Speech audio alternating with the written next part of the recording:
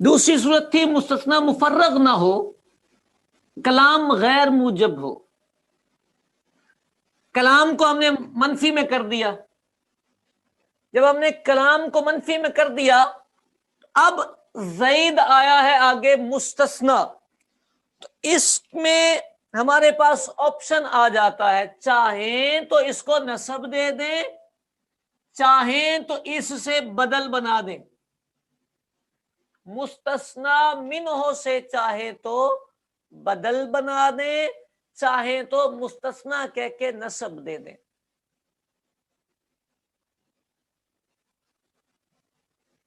ٹھیک ہے، یہ بھی بات سمجھ آئیے. یعنی آپ یہ کر سکتے ہیں، فعل مفعول القوم مستثنا منہ، زیدن مستثنا، مستثنا مستثنا منہ مل کر جاء کا فاعل.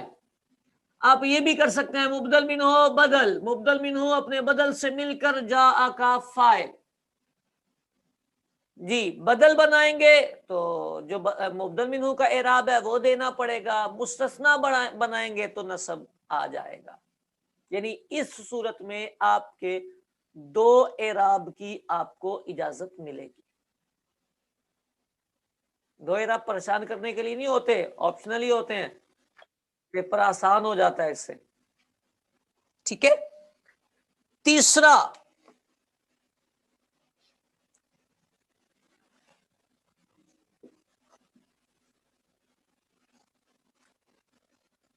یہ مستثنا مفرغ ہو جائے، کلام غیر موجب ہی رہے گا.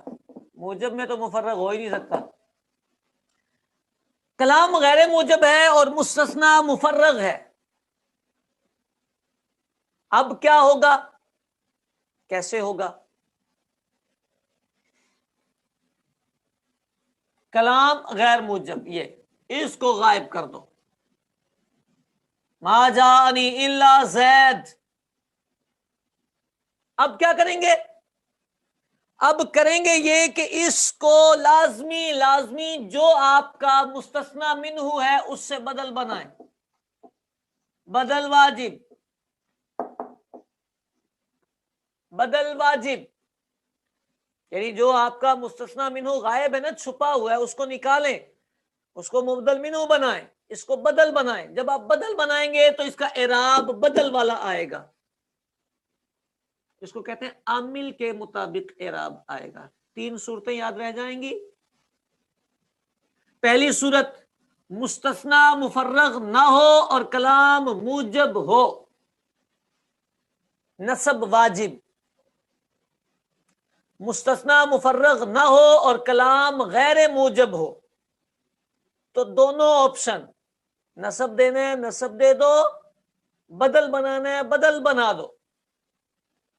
اور مستثنا کلام غیر موجب ہو اور مستثنا مفرغ ہو،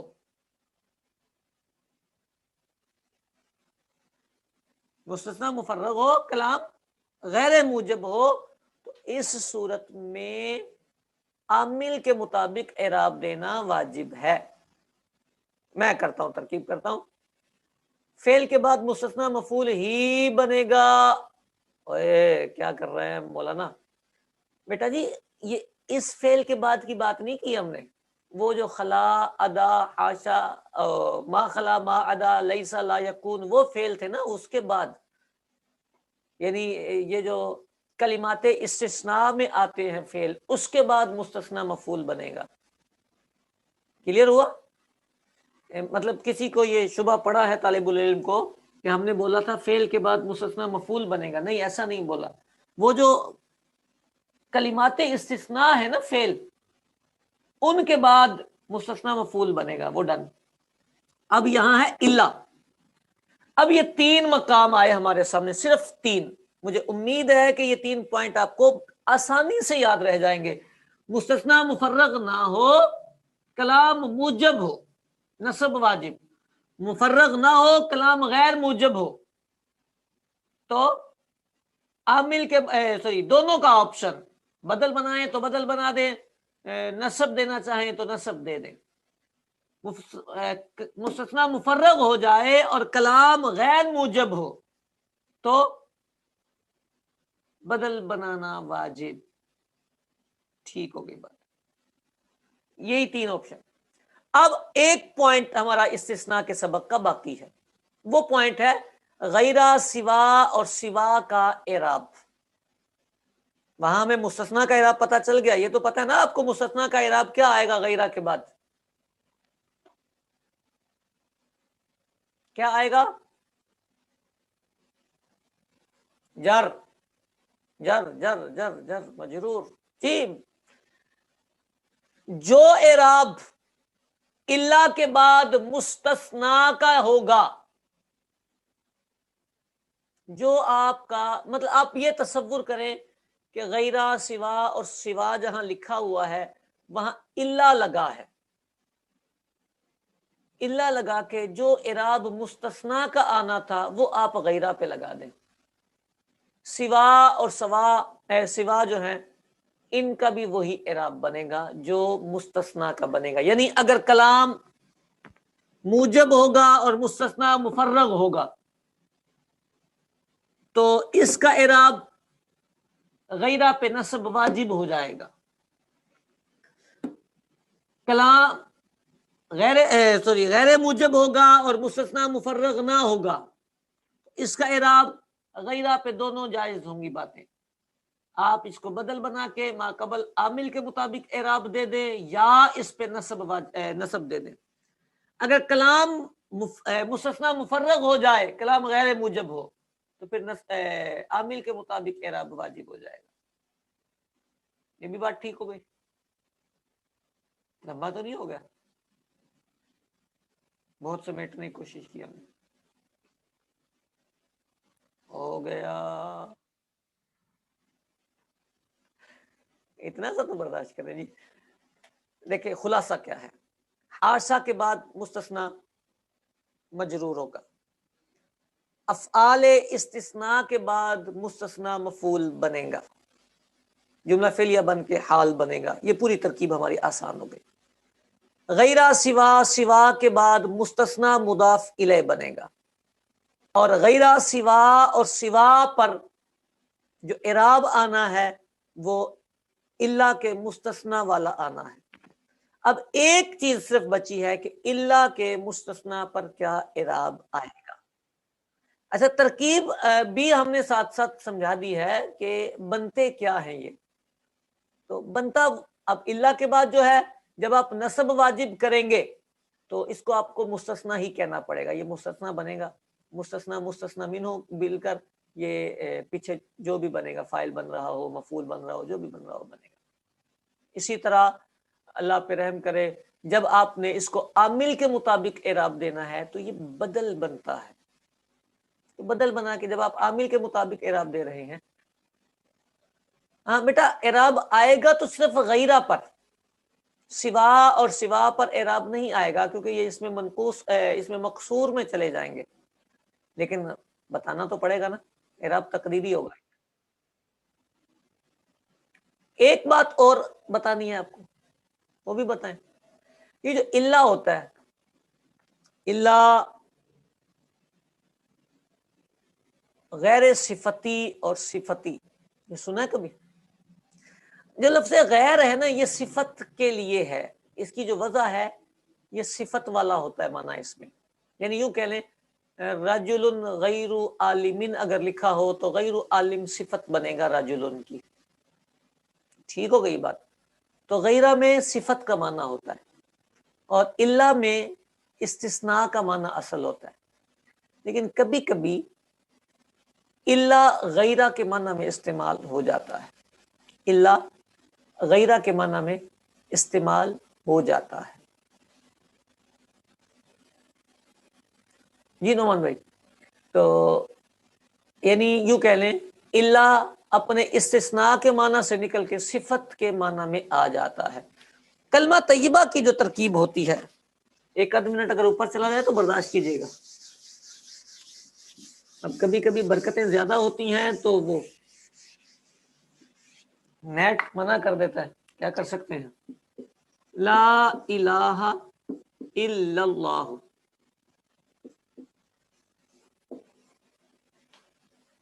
ٹھیک ہے, لا الہ الا اللہ. اب یہاں پر اگر اللہ کو استثناء کا لیں, اللہ کو استثناء کا لیں, تو پیچھے مستثنی منہ نکالنا پڑے گا. اب مستثنی منہ نکالنے جائیں گے تو معنی کی خرابی بن جائے گی.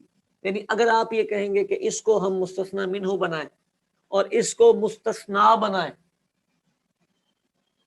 تو یہ معنی خراب ہو جائے گا. اب وقت کم ہے, میں صرف اتنا عرض کروں گا, اس اللہ کو غیرہ کے معنی میں کر دیں گے. لا الہ غیر اللہ موجود. یہ موصوف, یہ اس کی صفت. یہ تو پتہ نا آپ کو, غیر جو ہے وہ معرفہ نہیں ہوتا, معرف بالاضافت نہیں ہوتا. یہ تو غیر مضاف, لفظ اللہ مضاف الیہ, مضاف اور مضاف الیہ مل کر الہ کی صفت, موصوف اور صفت مل کر اس کی لا کا اسم اور یہ خبر. بالکل علاوہ کے معنی میں آئے گا. ویسے استثناء کا بھی علاوہ معنی کرتے ہیں. ٹھیک ہے, اب رہ جاتا ہے ترجمہ. تو ترجمہ بیٹا جی موقع محل کے اعتبار سے کبھی یہ حصر کا معنی کرنا اس کا اچھا لگتا ہے, کبھی علاوہ بول کے اس کا ترجمہ اچھا لگتا ہے, کبھی غیر بولنا اس کا اچھا لگتا ہے. ٹھیک ہے, تو استثناء کا جو ترجمہ ہے وہ آپ موقع کے حساب سے جہاں جو تعلق جڑے گا اس کے ساتھ آپ کرتے چلے جائیں گے. آخری بات یہ ملک صاحب نے پوچھی ہے, انہوں نے کہا ہے جملے کے بعد 3 جار مجرور آئیں. بیٹا جار مجرور کا بنیادی کانسیپٹ میں نے کلیئر کرنے کی پیچھے کوشش کی تھی کہ ہمیں توجہ کرنی ہوتی ہے, ہمیں توجہ کرنی ہوتی ہے. جار مجرور جملے میں کہیں سیٹ ہوتے ہیں, ضروری نہیں ہوتا کہ ایک ہی فعل کے سارے متعلق ہو جائیں, کبھی تو ہو جاتے ہیں, کبھی وہ سب الگ الگ ہوتے ہیں. تو یہ پریکٹس ہوتی ہے, معنی پہ گرفت ہوتی ہے. ترجمہ جب آپ پیٹرن کے مطابق کریں گے تو وہ خود ہی بتائے گا کہ مجھے کہاں فٹ ہونا ہے. تو جار مجرور کو چیک کرنا چاہیے. ڈکشنری سے بھی پتا چل جاتا ہے, کچھ حرف جار کچھ فعلوں کے ساتھ نہیں آ سکتے, یعنی یہ تو ڈکشنری بتائے گی, اس کے لیے ہم آپ کو کچھ نہیں کہیں گے. فَإِن طِبْنَ لَكُمْ عَنْ شَيْءٍ مِّنْهُ نَفْسًا فَكُلُوهُ هَنِيئًا مَرِيئًا. ہاں جی ٹھیک ہے. فَإِن طِبْنَ لَكُمْ عَنْ شَيْءٍ مِّنْهُ, یہ جو منہ ہے اس کا تعلق شے سے بننا چاہیے.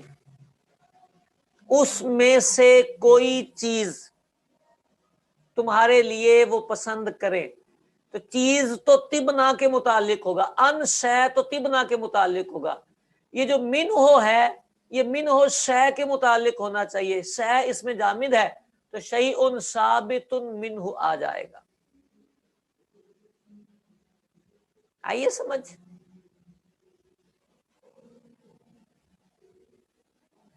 بیٹا ترجمہ نہیں بنتا نا, وہ فعل ان کو قبول ہی نہیں کر رہا ہوتا. آپ نے پوچھا ہے کہ یہ جار مجرور پیچھے والے فعل کے متعلق کیوں نہیں ہوتے, تو بیٹا جی اس لیے نہیں ہوتے کہ وہ فعل اس جار مجرور کا مائی باپ نہیں ہوتا. جب وہ ان کا مائی باپ نہیں ہوتا تو وہ ان کو قبول بھی نہیں کرتا. آپ کا ترجمہ خراب ہو جائے گا اگر آپ اس کے ساتھ اس کو جوڑیں گے. بتاتا ہوں نعمان, میں عرض کرتا ہوں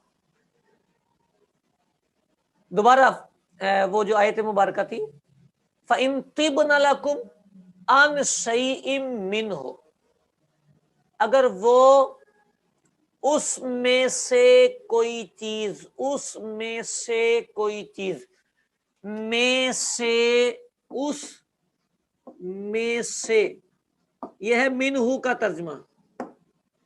جیسے ہی میں نے سے بولا اس کے آگے بولا ہے چیز. اس میں سے کوئی چیز, یہ جو سے کے بعد لفظ آیا ہے اس من نے اسی کے ساتھ جڑنا ہے, یعنی شے کے ساتھ. اگر شے اس میں جامد ہے تو آپ اس کے ساتھ شیء ثابت کریں گے, یعنی جار مجرور کو اس کی صفت بنائیں گے ظرف مستقر کر کے. ٹھیک ہو گیا حسان؟ تو یہ اس کے متعلق ہوگا. پھر آپ نے کہا فَإِن طِبْنَ لَكُمْ عَنْ شَيْءٍ مِّنْهُ، اگر وہ اس میں سے کوئی چیز پسند کریں، کوئی چیز پسند کریں. چیز آیا، چیز کے پیچھے ان تھا، ان شیئن، یہ جار مجرور ہے جی. آپ نے چیز کے فوراً بعد بولا پسند کریں، اس کا مطلب یہ کہ یہ جو ان تھا آپ نے اس کا ترجمہ نہیں کیا. کیوں نہیں کیا؟